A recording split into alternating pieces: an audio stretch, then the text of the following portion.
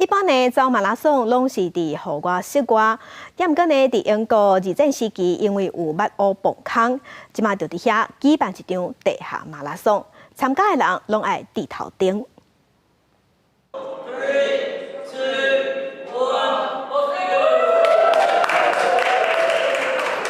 英国第一场地下的马拉松，伫英格兰南部城市普兹茅斯，这个伫1942年起，二次世界大战期间，互皇家海军使用的地下掩体。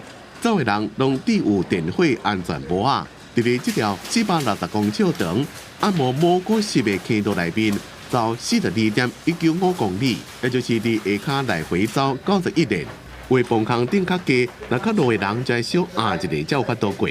It's damp. There's lots of water coming through some bits of the tunnel. It's dark, obviously. They've all had to have head torches. They all seem to be enjoying it.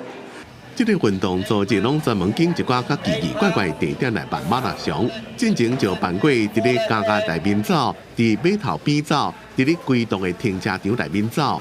这边伫咧地下走马拉松有87个人来参加。 第这项比赛，第一个走到终点的是男子组的麦克伯基，成绩是3点钟42分27秒。伊那女子组冠军是罗拉华特斯，4点钟过22分钟。You know, there was enough room to get by if people weren't running two abreast, but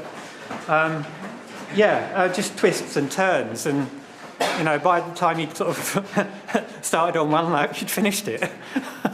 主办单位讲，2005年11月会阁办一遍伫咧这个废弃的军事设施内面走马拉松的活动。